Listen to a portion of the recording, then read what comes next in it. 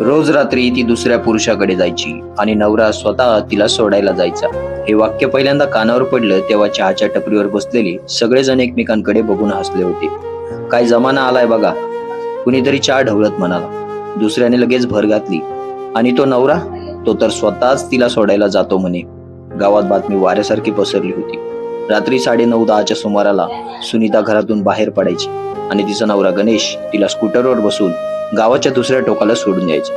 लोकांना दिसायचं तेवढंच, नंतर ती कुठे जायची, कोणाला भेटायची, काय करायची हे कुणालाच माहित नव्हतं. आणि माणसांना जेव्हा सत्य माहित नसतं तेव्हा ते स्वतःच कथा तयार करतात. गणेशला हे सगळं माहित होतं. दुकानात गेला की 2 माणसं कुजबुजायची, रस्त्यावरून गेला की काही नजर त्याच्या पाठीवर खिळलेल्या असायच्या, पण तो शांत राहायचा. एक दिवस त्याचा मित्र प्रकाशही राहिला नाही. गण्या, राग मानू नको, पण गावात जे बोललं जातंय ते खरं आहे का? गणेशने त्याच्याकडे काही सेकंद पाहिलं आणि फक्त एवढंच म्हणाला, लोकांना जे वाटायचं ते वाटू दे. प्रकाश गप्प बसला, पण त्याला उत्तर मिळालं नव्हतं. घरी मात्र वेगळीच दुनिया होती. रात्री 9:30 वाजले की सुनीता घड्याळाकडे पाहायची, बॅग उचलायची आणि शांतपणे दाराकडे निघायची. गणेश तिच्यासाठी पाण्याची बॉटल भरून ठेवायचा. आज थकले असशील, तो म्हणायचा. ती फक्त हसून मान हलवायची. त्यांच्या लग्नाला 15 वर्ष झाली होती. 2 मुले होती. संसार साधा होता, पण विश्वास खूप मोठा होता. त्या रात्रीही तेच झालं.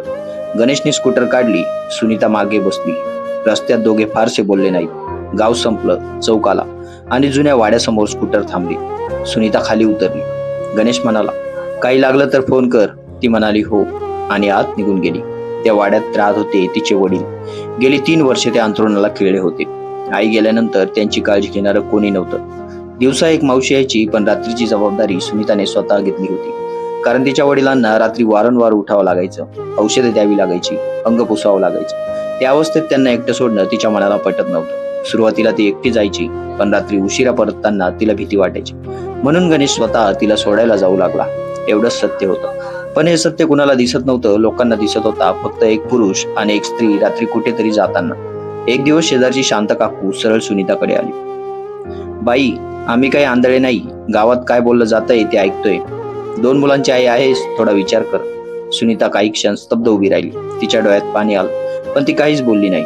त्या रात्री घरी आल्यावर ती खूप वेळ शांत बसून राहिली. गणेशने विचारलं, काय झालं? आणि इतक्यात तिचे अश्रू वाहू लागले. लोक खूप वाईट बोलतात रे. बाबा आजारी आहेत हे कुणाला सांगावंसं वाटत नाही. त्यांचा सन्मान आहे, पण आता सहन होत नाही. गणेशने तिचा हात आपल्या हातात घेतला. लोकांचं काम बोलणं, आपलं काम आपल्याला माहिती आहे. तू जे करतेस ते चुकीचं नाही, पण माणूस कितीही मजबूत असला तरी शब्द जखम करतात. पुढच्या काही दिवसात कुजबुज आणखी वाढली. मुलांच्या शाळेतही काही मुलांनी टोमणे मारायला सुरुवात केली. मोठा मुलगा रोहन एक दिवस रडतच घरी आला. आई, लोक तुझ्याबद्दल वाईट का बोलतात? हा प्रश्न ऐकून सुनीताच्या छातीत काहीतरी तुटलं. त्या रात्री ती बाबांकडे गेली, पण पूर्ण रात्र तिचं मन अस्वस्थ होतं. वडिलांनी विचारलं, काय ग, आज खूप शांत आहेस? ती हसली, पण हसू खोटं होतं. वृद्ध वडिलांना सगळं समजलं. दुसऱ्या दिवशी सकाळी त्यांनी गणेशला बोलावलं. माझ्यामुळे तुमच्यावर हे सगळे येतंय.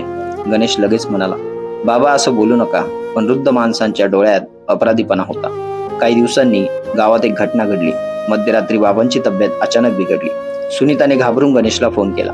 गणेश धावत आला, ॲम्ब्युलन्स बोलावली, हॉस्पिटलमध्ये दाखल केलं. डॉक्टरांनी सांगितले की परिस्थिती गंभीर आहे. बातमी गावभर पसरली. लोक हॉस्पिटलमध्ये येऊ लागले. तिथे प्रथमच अनेकांना कळलं की सुनीता दररोज रात्री कुठे जायची. अनेक जण अवाक झाले. ज्यांनी सर्वात जास्त बोललं होतं तेच आता नजरा चुकवत होते. बाबांना 2 दिवसांनी शुद्ध आली. त्यांनी गावातील काही लोकांना पाहिलं आणि हसत म्हणाले, माझी मुलगी रोज रात्री माझ्यासाठी जागते आणि जावई स्वतः तिला सोडायला आणतो. माझं भाग्य आहे. त्या एका वाक्याने अनेकांच्या चेहऱ्यावरची लाज स्पष्ट दिसत होती. काही दिवसांनी बाबांचं निधन झालं. अंत्यसंस्काराच्या दिवशी संपूर्ण गाव जमलं होतं. वातावरण गंभीर होतं. विधी संपल्यावर अचानक शांत काकू सुनीता जवळ आल्या. त्यांच्या डोळ्यात पाणी होतं. मला माफ कर, मी तुला खूप चुकीचं समजले. सुनीता काहीच बोलली नाही. तिने फक्त त्यांच्या हातावर हात ठेवला. त्या क्षणी तिला जाणवलं की काही लढाया जिंकण्यासाठी उत्तर द्यावी लागत नाही, वेळच उत्तर देतो. काही महिन्यांनी सगळं पूर्ववत झालं. लोकांनी नवीन विषय शोधले, नवीन चर्चा सुरू झाल्या. पण गणेश आणि सुनीताच्या आयुष्यात एक गोष्ट कायमची बदलली होती. त्यांना आता लोकांच्या मतांची भीती उरली नव्हती. एका संध्याकाळी दोघे घराच्या गच्चीवर बसले होते. सूर्य मावळत होता. गणेशने विचारलं, एक सांग, त्या दिवसात तुला सर्वात जास्त काय त्रास झाला? सुनीता थोडा विचार करून म्हणाली, लोक काय बोलले याचं नाही, पण काही क्षणासाठी मला वाटलं होतं की कदाचित आपण चुकीचे आहोत आणि तेच जास्त दुखलं. गणेश हसला. आपण चुकीचे नव्हतो, फक्त लोकांना पूर्ण गोष्ट माहीत नव्हती. काही क्षण दोघे शांत बसले. मग सुनीता म्हणाली, तू कधीच रागवला नाहीस? गणेश आकाशाकडे पाहत म्हणाला, राग आला होता, पण ज्यांना सत्य माहीत नाही त्यांच्यावर रागून काय उपयोग? मला माहिती होतं की तू कुठे जातेस, आणि मला माहिती होतं की तू कोणासाठी जातेस. बाकी सगळं महत्वाचं नव्हतं. त्या क्षणी सुनीताच्या डोळ्यात पुन्हा पाणी आलं. कारण आयुष्यात प्रत्येकाला प्रेम मिळतं असं नाही, पण ज्याला विश्वास मिळतो त्याच्याकडे जगातली सर्वात मोठी संपत्ती असते. गावाने त्या दोघांना एक धडा शिकवला होता, पण त्या दोघांनी गावाला त्याहून मोठा धडा दिला होता. कधी कधी जे दिसतं ते सत्य नसतं, आणि जे सत्य असतं ते अनेकदा लोकांच्या नजरेपासून दूर असतं. रात्री उशिरा एखादी स्त्री कुठेतरी जाताना दिसली म्हणून तिच्या चारित्र्याचा निर्णय घेणं सोपं असतं, पण तिच्या पायातल्या चपलेतून एक दिवस चालून पाहणं खूप कठीण असतं. आणि म्हणूनच त्या गावात आजही जेव्हा कुणी कुणाबद्दल अर्धवट माहितीवरून बोलायला सुरुवात करतो, तेव्हा कुणीतरी हळूच म्हणतं, आधी पूर्ण गोष्ट ऐक रे. सुनीता आणि गणेश आठवतात ना? मग काही क्षणांसाठी सगळं परत शांत होतात.